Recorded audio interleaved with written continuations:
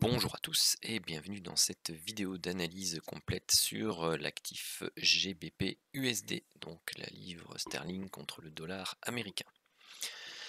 Alors on va commencer par la vue mensuelle.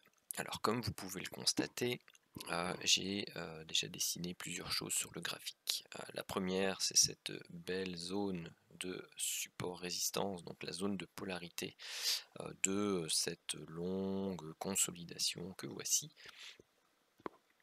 Et donc vous voyez que bon, là ça a été transpercé, hop, on est venu transpercer, on travaille la zone une fois, on la travaille une autre fois, on s'en va, on revient la tester, on revient la tester ici, on revient la tester là, là, ici, on la transperce, on la teste une première fois, on la teste sur la mèche quasi ici, et puis là on la teste de nouveau. Donc on est en plein dans cette zone qui fait de 1,35 on va dire à 1,44. Donc bon, elle est pas mal épaisse, mais bon, on est sur le mensuel. Autre chose, ici vous le voyez, je vous ai dessiné le biseau descendant, donc voilà, c'est une figure de consolidation qui a vocation en chartisme à casser par le haut. On a cassé ici au mois de décembre la structure par le haut. Les objectifs long terme sont donc les points de contact ici, donc bon, on avait un premier là, hein, vous le voyez, hein, autour des 1,4360, une autre, enfin ce sont des zones hein, ici plus ou moins autour des 1,69 et ensuite la recherche des 2,11. Bon, faut pas être pressé pour ça, hein, c'est du mensuel, mais ça va donner le ton. Vous voyez qu'on a eu ici un setup de divergence qui du coup a été validé puisqu'on a breaké par le haut cette ligne de tendance baissière mensuelle. On a également cassé ici à la hausse cette zone intermédiaire-ci. Alors je vais en revenir peut-être un peu sur les unités de temps suivantes. Pourquoi? Parce que c'est l'équivalent d'un double bottom ici. Bon, si on exclut un peu cette mèche très très longue, bon ben vous voyez que c'est un double bottom décalé en mensuel. Donc bon voilà, on a cassé la zone de coup de ce double bottom en mensuel. Deuxième chose à remarquer, enfin je sais plus, xème chose à remarquer, pardon, vous avez ici un premier bottom et un deuxième bottom. Donc vous avez un bottom, un double bottom en Adam et Ève qui commence à se constituer. Vous avez la ligne de coup qui est ici sur les plus hauts autour des 1,43, 80, 43, 1,42, 1,44. Voilà, ici vraiment cette zone de coup là qui sera recherchée. Ensuite, ceci peut être numéroté vague 1, vague 2, vague 3, potentiel vague 4 ici, et potentiel vague 5 d'une vague de Wolf. Si tel est le cas, eh bien, vous avez le point 1 relié au point 4 qui vous donne l'objectif théorique de la vague de Wolf. Alors à ça moi j'ajoute autre chose, donc bon on voit pas l'historique passé, mais donc vous avez ici une structure baissière, le point bas, on a une hausse, une baisse, une hausse et un biseau descendant qui n'a pas fait de plus bas par rapport ici. Donc personnellement pour moi ça c'est une vague A, on a fait ici un petit A, un petit B et un petit C, et on entame suivant la structure héliotiste tout simplement. Donc ici on avait fait le A, là on aurait potentiellement fait le B, et vous voyez que si on va rechercher les 100% de la vague A, eh bien on arrive ici sur les sommets du biseau.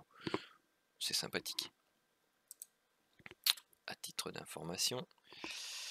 Ensuite, si vous prenez l'objectif du premier double bottom. Qu'est-ce qu'il m'a fait? Hop.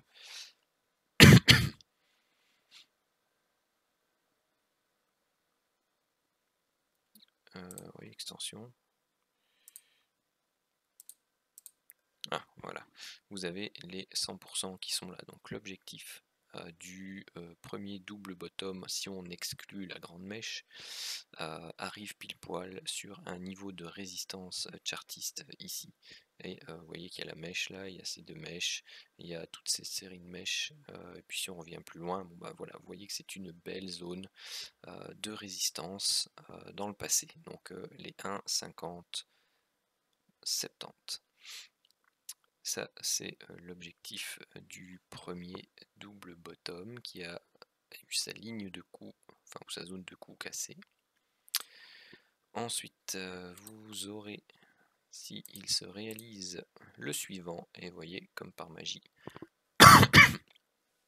de nouveau, l'objectif théorique de ce double bottom, et donc si vous prenez la version légèrement décalée, voilà, vous avez cette zone là.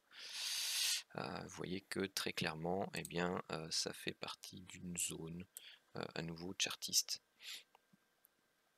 qui a été travaillée à maintes reprises à différents moments ici. Et donc vous voyez, c'est une zone d'objectif qui est relativement intéressante aussi autour des 1,69, 1,73, 50. Hop. Voilà pour ce qui était du mensuel. Alors, la vue hebdomadaire, donc vous voyez, j'avais déjà travaillé l'actif précédemment en vue hebdomadaire, donc j'avais tracé effectivement les 5 points de la vague de Wolf et déjà la ligne théorique d'objectif qui est ici. Alors, ensuite, la seule chose à laquelle je prêterai attention en termes héliotistes, c'est que eh bien, ici on a une structure baissière qui fait un plus bas que le plus bas précédent, mais en 3 temps. Étant donné que les précédentes m'ont plutôt l'air d'être 5 temps, 3 temps, 5 temps, 3 temps, ceci pourrait être une structure en flat et donc on viendrait faire un plus haut par rapport à celui-ci, rechercher cette zone là d'objectif de la vague de Wolf avant de refaire un plus bas. Donc ça c'est quelque chose que je garde en tête mais uniquement en termes idiotistes. Qu'est-ce que l'on peut voir en termes chartistes? Eh bien vous avez ici donc ce dernier plus bas que le plus bas, le dernier plus bas significatif. Et ensuite, eh bien, vous avez eu ici déjà, ne fût-ce que là, donc plus loin sur le mensuel, on l'a vu, de manière plus directe, ici sur l'hebdomadaire, vous aviez eu un magnifique setup de divergence entre ces points-là. On a eu donc la ligne de tendance directe à breaker pour moi valider ce setup de divergence était celle-ci. Donc on est venu, je vais peut-être effacer ça, hop. Ça c'est intéressant, ça je vais le garder. Donc on était venu breaker ici et donc la première alerte hebdomadaire de tentative de retournement de tendance se produisait ici, là-dessus. Ensuite, on a échoué à faire un plus haut que le précédent, on a retracé, et puis maintenant on a validé un plus haut que le précédent. Donc c'est le deuxième point d'attention pour un renversement potentiel de tendance. Donc ici on est rentré en phase de neutralité suivant la loi de Dow. Donc maintenant on va attendre par rapport à toute cette structure là, bon, qui peut encore éventuellement monter, sa phase correctrice, et dans cette phase correctrice là, eh bien trouver à un moment donné un break de canal, donc des setups de divergence, des breaks de canaux à la hausse pour pouvoir se positionner à l'achat dans le sens du setup de retournement à la hausse et pour prendre la structure de la vague de Wolf éventuellement à un meilleur prix si jamais on n'est pas dedans. Donc voilà ce que on peut scruter, on va dire actuellement. Donc vous remarquerez également que on forme ici un canal ascendant. Ici, donc il y en aura d'autres hein, sur les unités de temps inférieures. Et j'ai gardé l'oblique baissière ici, dont j'ai fait la parallèle sur le dernier point haut ici. Et donc vous voyez que pour l'instant on la travaille. Bon, est-ce qu'elle a une légitimité? Elle a été travaillée une fois sérieusement ici, une fois sérieusement là. Bon, elle pourrait être travaillée une fois, une troisième fois ici. Donc je vais l'enlever, mais on va garder en mémoire qu'elle existe. Hop, je vais enlever ceci aussi et ceci aussi pour l'esprit de clarté par rapport à ce que je veux vous dessiner maintenant. Hop. Donc lorsque l'on recherche la création d'un nouveau canal, eh bien on se base sur ce que l'on a avant. Donc ici on a un point, deux points. Éventuellement on a cette double borne, vous voyez, qui passe par ce point là et la clôture ici. Donc c'est une double borne.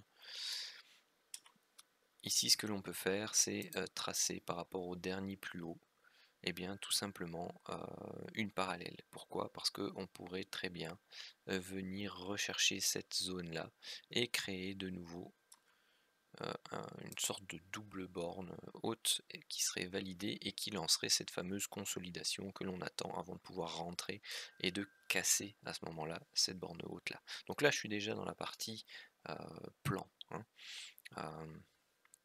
par rapport à ce que on peut observer. Sachant que l'objectif théorique est quand même d'essayer d'aller rechercher les 1,47 on va dire, si pas la zone ici des 1,48, 50, 49 en premier objectif. N'oublions pas que on avait ici les setups de double bottom. Donc ici c'était la grande mèche. Donc vous avez ici éventuellement soit une coupe, une corne avec une anse à droite, donc on vient de casser la ligne de cou, vous avez éventuellement une sorte d'épaule, tête ici, et épaule droite atrophiée, puisqu'elle est beaucoup plus petite que l'autre. Vous avez une zone de cou qui est ascendante, et du coup à ce moment-là, elle est seulement en train d'être travaillée, vous voyez. Mais bon, l'épaule droite pour moi est... J'aime pas trop les épaules tête-épaule avec des épaules atrophiées. J'aurais préféré qu'elle puisse venir faire le pullback vraiment sur le canal qui habituellement est constitué par les épaules. Mais bon, c'est pas pour ça qu'elle elle serait invalide, hein, bien entendu.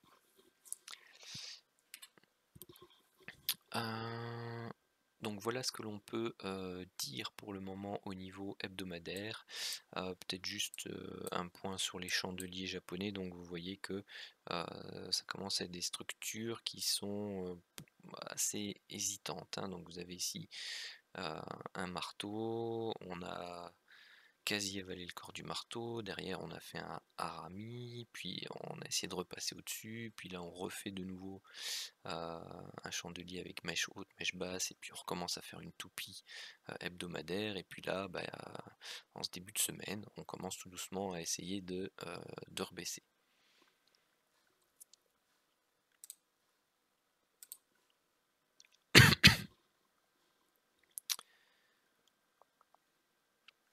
Hop là,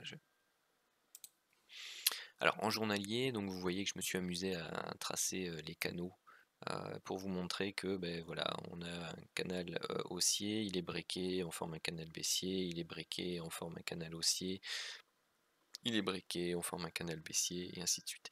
Et vous voyez que, pardon, celui-ci est quand même assez laborieux, hein. Vous voyez ici toutes ces bougies de faible amplitude avec beaucoup de mèches, vous avez la pente de ce canal qui est relativement faible, et puis on commence à voir poindre là-bas tout en haut une sorte de structure sous forme de biseau ascendant. Alors moi, il m'intéresse beaucoup ce biseau ascendant parce qu'il arrive aussi avec toute une série en haut ici de setup de divergence, et donc ce biseau-là, j'aimerais bien pouvoir trouver une entrée pour prendre une vente. Tout simplement pourquoi? Parce que on a une structure qui a le momentum qui s'affaiblit, hein, vous voyez? Vous avez ici quelque chose de très raide, puis vous avez quelque chose d'autre après qui devient moins raide, et quelque chose ici qui finalement, vous voyez, hein, ça, la pente est de moins en moins raide, donc c'est une perte de force au niveau du momentum des acheteurs, et on sent que bah, voilà, il y a un besoin de consolidation qui commence à apparaître. Bien entendu, l'invalidation se fait par la cassure par le haut de cette structure chartiste ici sous forme de biseau. Alors, au niveau des chandeliers japonais, qu'est-ce que l'on peut voir? Eh bien, vous voyez que les amplitudes de ces chandeliers bah, diminuent, on commence à avoir des mèches de nouveau un peu dans tous les sens, et on a ce setup de divergence qui plane au-dessus de notre tête et qui demanderait bien un break journalier de ce bas de structure. Pour l'instant, on reste dans un schéma de structure haussière suivant la loi de Do. Pourquoi? Parce qu'on n'a pas fait de plus bas significatif par rapport au plus bas précédent, et les plus hauts actuels sont systématiquement plus hauts que les plus hauts précédents, et les plus bas plus hauts que le précédent. Mais on voit qu'on est dans une structure de compression.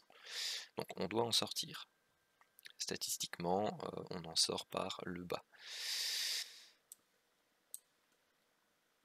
Alors, quels sont les objectifs? Bon, bah, les objectifs principaux, vous avez déjà ce point-là, donc les 1,36,10, vous avez celui-là, les 1,35,20, vous avez celui-là, les 1,34,50, et plus si affinité avec une recherche du bas de canal bleu que l'on a tracé tout à l'heure, et si jamais on est beaucoup plus en affinité avec ça, bon ben vous pouvez commencer à tracer vos fibos, et si on doit corriger cette grande structure haussière qui est assez longue, et bien vous pouvez aller rechercher par la suite les 38,2, les 50, les 61,8, et ainsi de suite. Mais restons sages pour le moment. Alors, en H4, est-ce que l'on peut dire quelque chose de plus pour l'instant?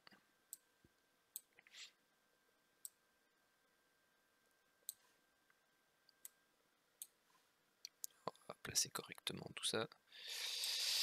Alors, pour l'instant, oui, vous pourrez aussi trouver une vague de Wolf dedans, hein. Vous avez ici la vague 1, la vague 2, la vague 3, la vague 4, hop, pour l'instant la vague 5, et si vous deviez tracer la ligne qui fait le point 1 et qui passe par le point 4, voilà, c'est celle-ci. Objectif de la vague de Wolf, bah, voilà, si on descend comme ça, on est plus ou moins au 1,35,50. Donc pour l'instant on est toujours dans ce biseau, même en H4, hein, vous voyez ça compresse, ça compresse. On va descendre sur le H1 tout simplement.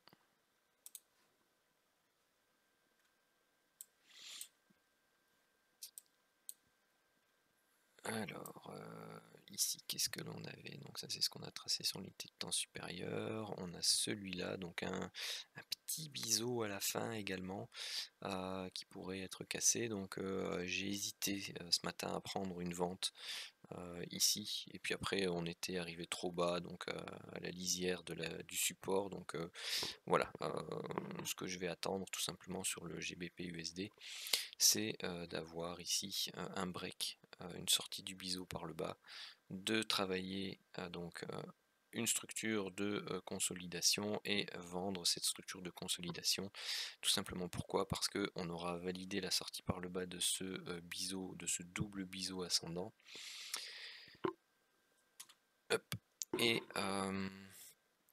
on aura, bon ici on est sur la zone, donc pour l'instant on ne crée pas un plus bas que le précédent. On a une structure en double top ici, donc avec une zone de coup qui se trouve là. Donc voilà, autour des 1,3630. Donc cette zone sera à surveiller par la suite pour la validation de ce double top que voici. Enfin, c'est même presque un 2, 3, 4, 5, un quintuple top. Enfin bon, en tout cas, vous voyez que c'est une borne haute d'un range et vous avez une potentielle borne basse ici aussi du range, hein. Donc voilà, on pourrait peut-être même le décaler de cette façon-là. Hop, et puis voilà, donc vous avez votre zone de latéralisation. Donc voilà, on pourrait très bien aller rechercher cette zone-là après avoir breaké le bas du biseau, s'en servir pour faire un pullback sur le biseau ou le pénétrer légèrement et aller rechercher cette zone de prix ici, hein, vous voyez, à la zone quasi médiane. Hop, du range qui a été travaillé une fois, deux fois, trois fois, qui sert de pullback là, voilà, elle a été travaillée un peu là aussi, ici aussi, donc on pourrait très bien aller rechercher quelque chose de ce style là. Hop, revenir ici, et puis après, boum, partir à la baisse. Donc voilà un peu le genre de setup que je vais surveiller dans les jours qui viennent sur le GBP USD. Et si on venait tout simplement à franchir à la hausse cette borne haute, eh bien tout simplement vous voyez que vous avez la possibilité de tracer, il y aura des multiples, mais voilà, la borne haute du canal elle est ici, hein.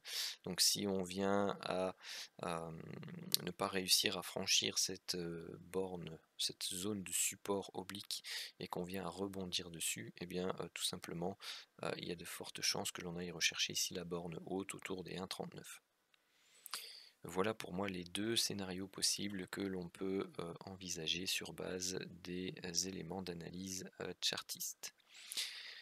Bon, pour l'instant, vous voyez que il y a des setups de divergence baissier, hein. Donc vous aviez le setup de divergence baissier ici en horaire, et je vous avais dessiné ici l'oblique à casser. C'est pour ça que j'ai hésité à prendre une vente tout à l'heure, mais il y a eu cette longue mèche. Et donc quand il y a une longue mèche comme ça, moi j'abaisse mon oblique de validation suivant la mèche qui a été faite. Et la bougie qui break cette ligne de validation, c'est ce gros chandelier là, et comme je vous expliquais, pour moi il était trop près d'une zone de support ici, chartiste, qui vous voyez fait office actuellement, puisqu'elle a été travaillée là, là, là, elle a été travaillée ici, là-bas. Donc voilà, en plus on est sur le bas du biseau, donc patience pour le GBP USD. Voilà, si vous avez aimé cette vidéo, surtout n'hésitez pas à la liker, à vous abonner à la chaîne, à la partager massivement. Et puis si vous voulez me soutenir, vous avez le lien Tipeee de ma chaîne YouTube, sur lequel vous pouvez laisser un don et éventuellement bénéficier de cadeaux suite à ces bons. Sur ce, je vous souhaite une très bonne soirée.